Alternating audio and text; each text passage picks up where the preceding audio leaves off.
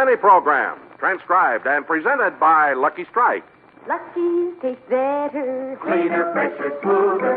Lucky's taste better. Cleaner, fresher, smoother. For Lucky Strike means fine tobacco, richer tasting, fine tobacco. Lucky's taste better. Cleaner, fresher, smoother.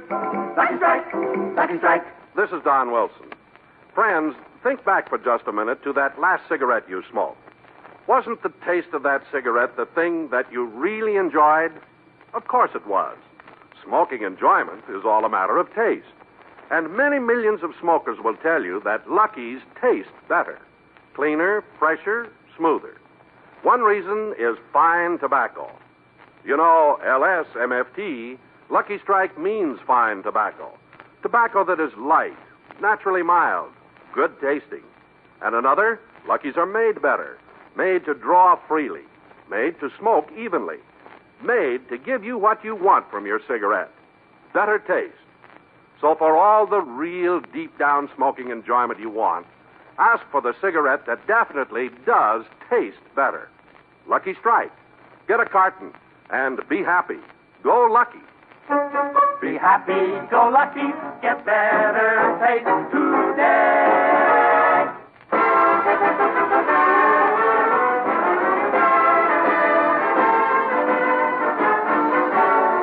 The Lucky Strike program starring Jack Benny with Mary Livingston, Rochester, Dennis Day, Bob Crosby, and yours truly, Don Wilson.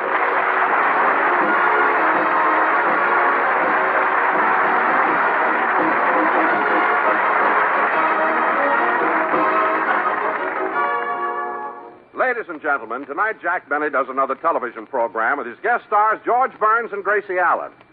But right now we have a radio show to do. So I'd like to take you back to yesterday's rehearsal right here in this same studio.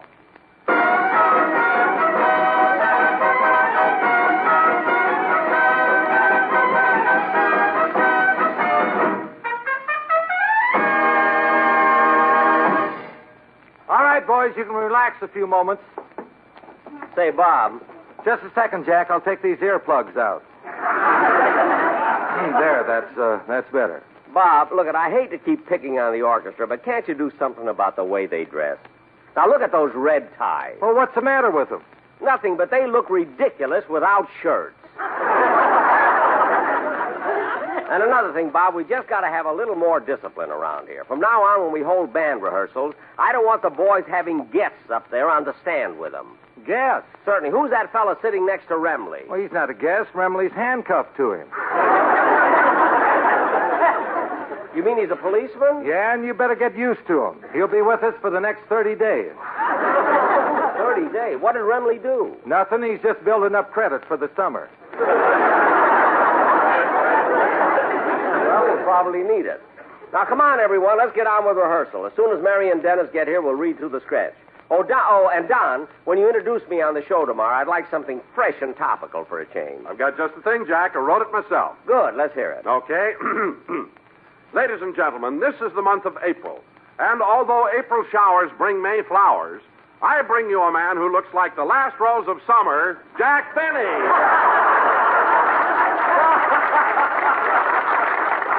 Don. Don. Laughing boy.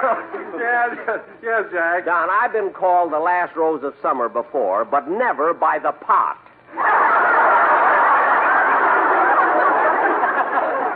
What an introduction. But, Jack, I stayed up half the night writing it. Oh, you did, eh? Well, you should have stayed up the other half looking through the help wanted column.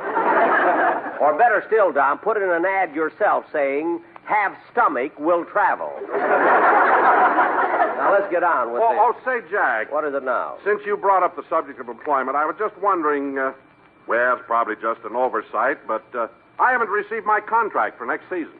Oh, well, you know how that works, Don. I can't send you your renewal until my sponsor renews me.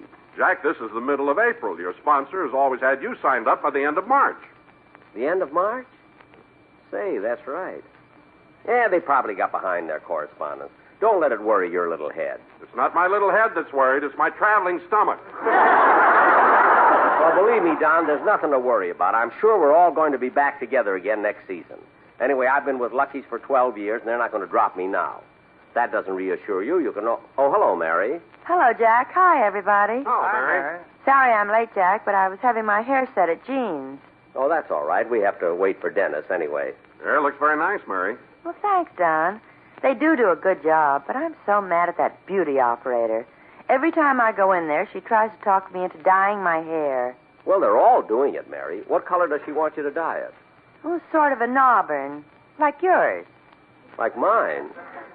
Mary, my hair isn't auburn. What about the one you got for Christmas?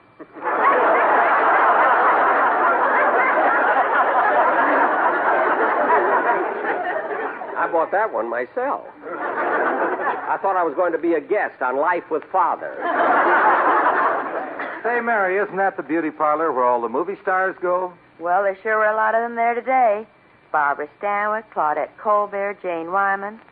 Oh, and Jack, I had a long talk with Alice Faye. Oh, Alice was there, too, huh? Yeah, she was waiting for Phil to get out from under the dryer. Oh, yes. Alice has to watch him. I remember once Phil fell asleep under the dryer and it shrunk his head. Hey, Mary, how is Phil, anyway? Fine. He was so excited. His sponsor just renewed him for next year. Already? We were just talking about that, Mary. Jack hasn't been renewed yet. Not yet? But it's the middle of April. They're 2 weeks late. Now, Mary, don't you start worrying. I think Jack should call his sponsor, Mr. Lewis, and find out one way or the other. Look, I'm not making a long-distance call to New York for nothing. But Mr. Lewis is right here in Los Angeles.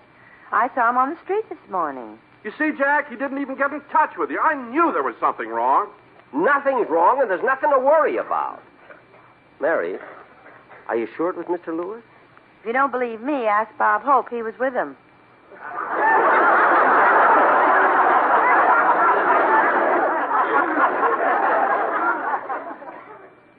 Bob Hope?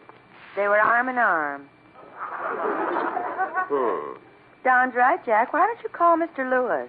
Now, look, I'm not calling Mr. Lewis and make a fool of myself. They probably mailed the contract and it's waiting for me at home. Gee, do you really think so, Jack? Certainly. Give me that phone. I'll call Rochester and find out.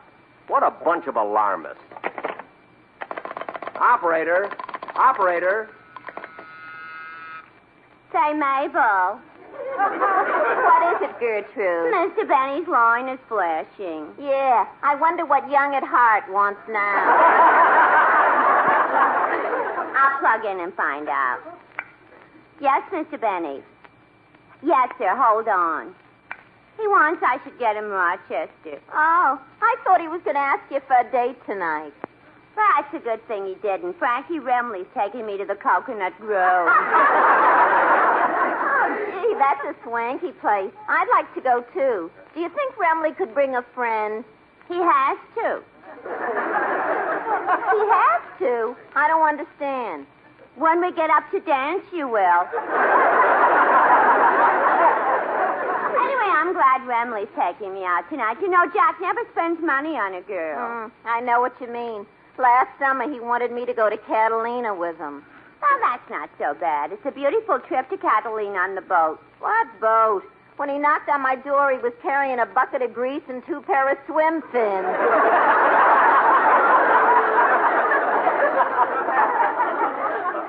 2 pairs of swim fins?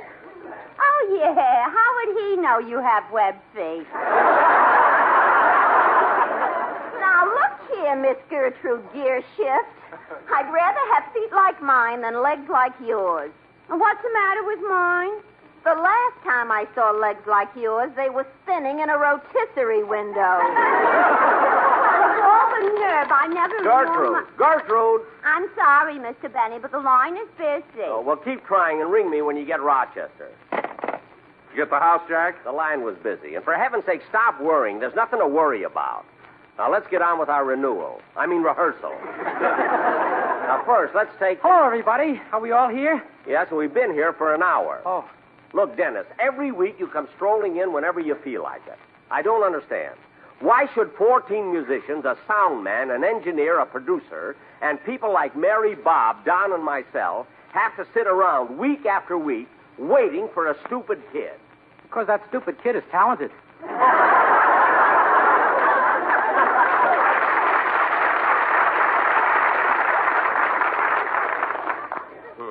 Jack Jack, you're not going to let him get away with it, are you?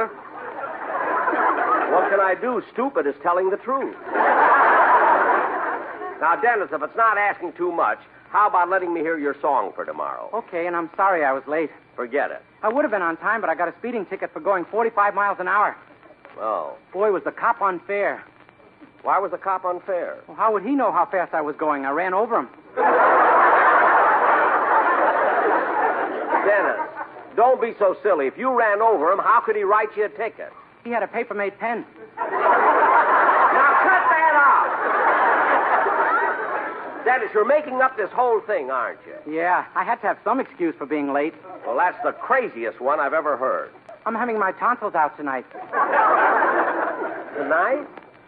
Dennis, are your tonsils infected? No, Well, has your throat been sore? no, Have you been catching cold? no. Then why are you having your tonsils out? A doctor friend of mine is coming over, and I don't know how else to entertain him.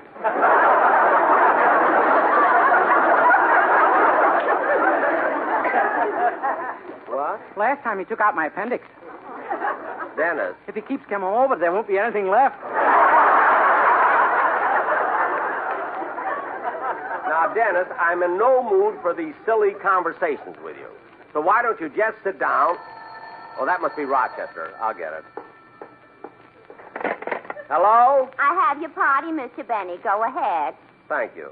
Hello, Rochester? Is that you, Mr. Benny? Yeah, Rochester, was there any mail for me today? Yeah, quite a stack, boss. I was just going through it. Well, keep on. I'm expecting something from the American Tobacco Company. Okay, let's see. Here's another letter from the Edison Company, and they've enclosed that electric bill you owe. You mean that one for $7.42? Yes, boss. Why don't you pay it? Maybe you're right, Rochester. How old is that bill from the Edison Company? I don't know, but it's signed by Thomas Alva himself.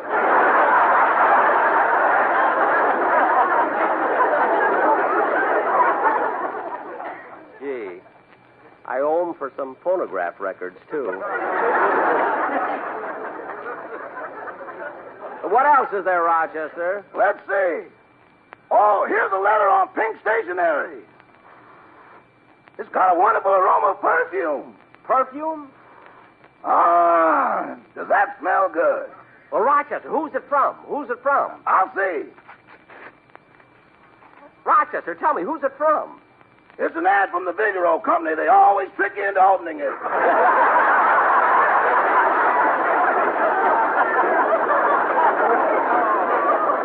Well, I'll be darned. Rochester, is that all the mail? Yeah, were you expecting something else? Yes, I was expecting my new contract for my sponsor. I should have had it already. I just remembered. I saw your sponsor this morning on Wilshire Boulevard. Mr. Lewis, my sponsor? Are you sure it was him? If you don't believe it, ask Eddie Cantor. They were walking arm in arm. But Eddie Cantor is a personal friend of mine. He wouldn't try to take my job. I don't know. He was singing, Cantor is funny. He'll work for less money. Now's the time to make a change. Look, you don't have to worry. Even if I lose my job, I'll still keep you. Goodbye. Goodbye. Bad news, Jack? Well, the contract wasn't there. Well, why don't you call Mr. Lewis and find out once and for all? Well, he's probably in his office at the American Tobacco Company. But, Don, I just can't come out and ask the man if I'm fired. What excuse can I give for calling? You could tell him you'd like him to hear the new commercial. We got a dandy. Hey, that's an idea. Don, you get the quartet ready. I'll put the call in. Are you sure that the commercial is extra good? Yeah. Okay, come on now. Hey, fellas, sportsmen. Operator. Yes, Mr. Benny. Gertrude, get me Mr. Lewis's office at the American Tobacco Company and be quick about it. Keep your shirt I on. may not have one. I'll make it snappy. Jack, I can't seem to find two of the sportsmen. Well, find them. I got the call in. I want to impress the sponsor. Mr. Lewis's office? Hello, is Mr. Lewis in? Yes, who's calling, please? Just tell him it's Jack Benny, his #1 comedian. You tell him. He'll slap my face. Don't be funny and get me Mr. Lewis. Don, did you find the rest of the quartet? Not yet, Jack. Oh, for heaven's sake. I'm sorry, Mr. Benny, but Mr. Lewis is very busy. Well, he's never been too busy to talk to me before. What's he trying to do, give me the runaround? Oh, I'm sure not, Mr. Benny. But on this trip, Mr. Lewis has been very busy auditioning. Auditioning? Oh, my goodness, he's got to talk to me. He's got to. My dear man, Mr. Lewis doesn't gotta talk to anyone but Mrs. Lewis, and she's on the other line, so goodbye. Gee, he wouldn't even talk to me. And he's auditioning already. Kids, this is serious. Kenny Baker was smart. He got out when the getting was good.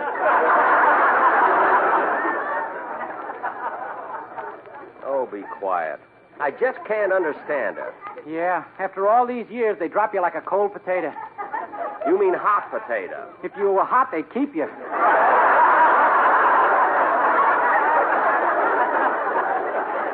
Stop being funny. I gotta do something.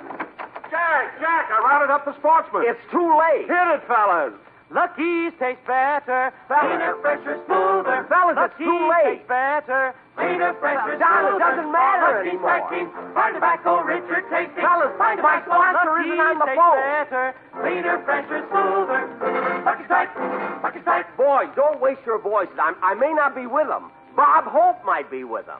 Thanks for those Lucky Strikes. Look, fellas, I'm not sure. I said Bob Hope might be with them. Just try one and you'll see. Oh, thank you. Fellas, I'm not sure. Don't jump to conclusions. Thanks for that better taste. We hate to leave you, Jack. Don't worry, you'll be back. Boys, A show look, it without might those not be big blue Bob eyes Hope. is like an empty pack. It might be Barney Dean. I don't know. Well, I don't look at it. It might not be Bob Hope. It might be Eddie Cantor. A Lucky is fresher, a Lucky is smoother. Well, I'm not sure. I'm not sure if it'll be Eddie For Cantor. real smoking pleasure, the smoke that you treasure. It's Lucky Strike and Frank Remley. I don't know. See that fine and white tobacco, that's a Hackleberry. I don't know who it Lucky is. Strike is better tasting and so pleasing. Maybe Ali Khan. I don't know. LSMFTN. Now's the time to light that good old Lucky. Be happy and go Lucky Strike.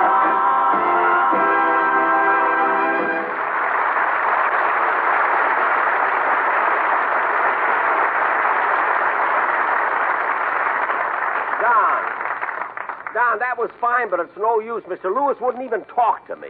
It's all over, finished. Well, Jack, it's still not definite. Not definite, not definite. What do I have to do, wait for Bob Hope to come in and grab the script out of my hand? You can all kid yourself. I'm calling some of my former sponsors. They'll take me back in a second. Operator. Yes, Mr. Benny. Look, Gertrude, I have some important calls to make. First, I want you to get me Bill Kramer. He's in charge of Jell-O at General Foods. And then you can also get the General Tire Company and the Canada Dry Ginger Ale office. What is this, Old Homely? Never mind, just get them. All right, hold on. Boy, will that Bill Kramer be glad to hear I'm available. When I left Jell-O, he was sick about it. I have Mr. Kramer's office. Go ahead. Is this Mr. Kramer? Yes. Well, Jell-O again. This is Jack Benny talking. Oh, Jack, how are you? Oh, fine, Bill, fine. Tell me, how are things gelling at Jell-O?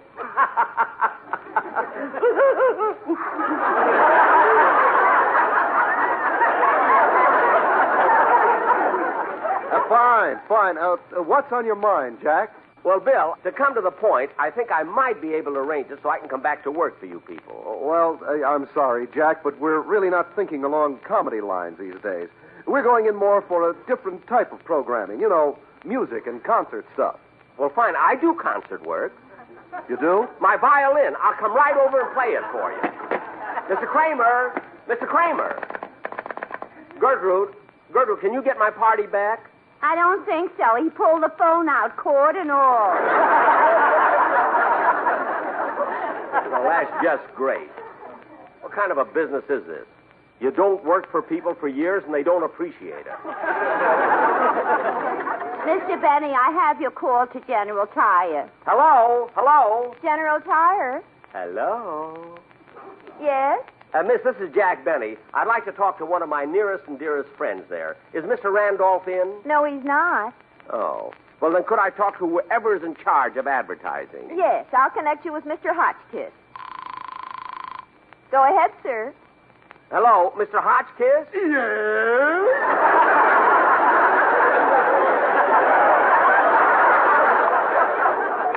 Mr. Hotchkiss, this is Jack Benny. Jack Benny? Yes, I used to work for General Tire. Not since I've been in charge.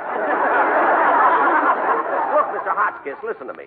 If you'd hire me, I'm sure I could give you a very good show. Not a chance, Benny. We're putting our entire advertising budget into a much higher class type of show than you do. Oh, music and concerts? No, old movies and wrestling.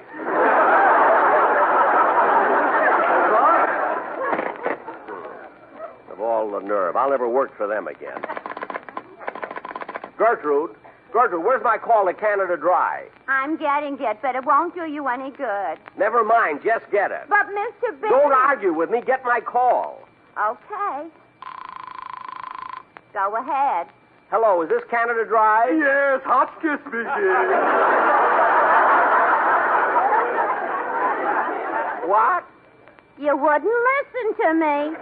Gertrude, you stay out of this. Now, let me get this straight, Mr. Hotchkiss. Didn't I just talk to you at General Tire? That's right. Then what are you doing at Canada Dry? I got thirsty.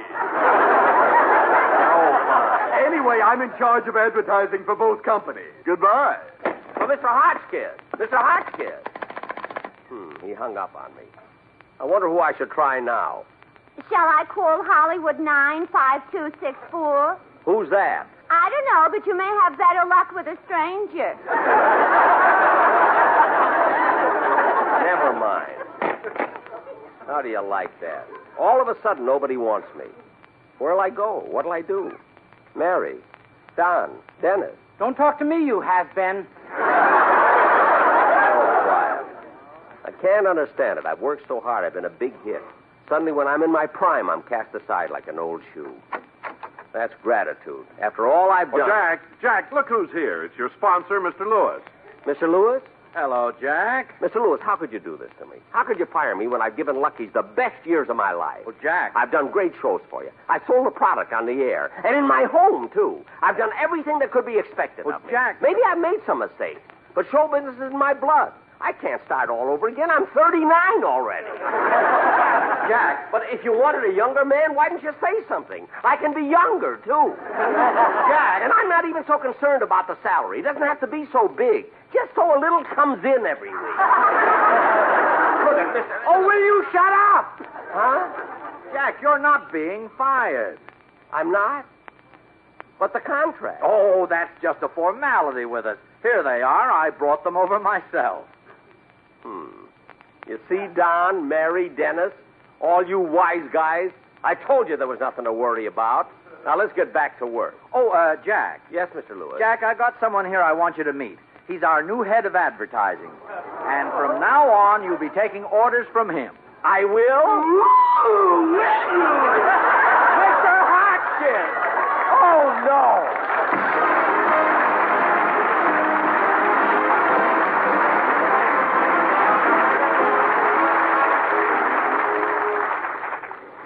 Ladies and gentlemen, I'll be back in a minute to tell you about my television show, which goes on immediately after this program on the CBS network with my guest stars, George Burns and Gracie Allen.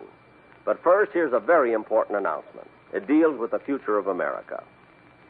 Folks, a depression psychology could produce seriously harmful effects, regardless of whether the economic trend is up or down. An appreciation by all Americans of the opportunities created by our nation's growth would stimulate a confidence grounded on the facts needed for action toward a brighter future. So please remember, the facts about America today are the best grounds for confidence in America's tomorrow. Thank you.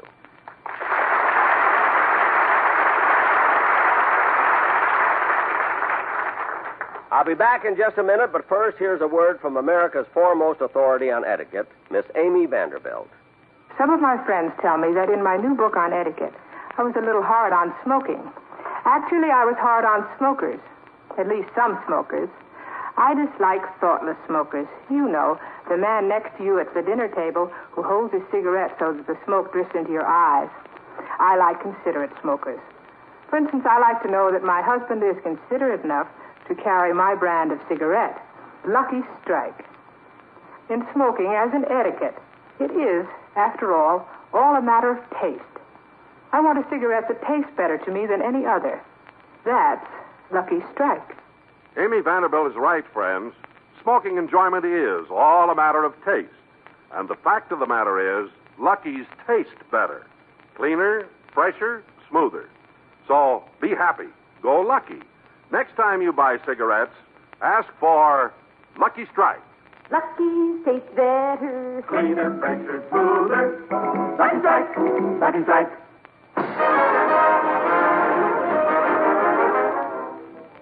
Ladies and gentlemen, as I mentioned before, George Burns and Gracie Allen will be on my television show tonight. And we think it's going to be a very...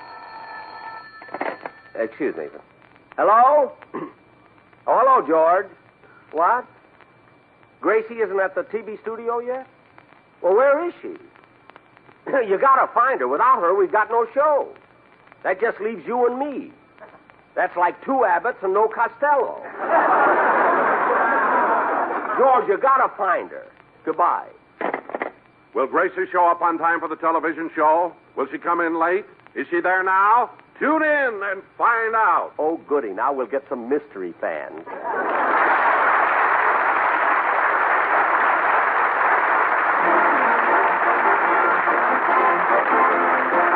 Jack Benny Show tonight was written by Milt Josephsberg, John Tackerberry, Hal Goldman, Al Gordon, and produced and transcribed by Hilliard Marks.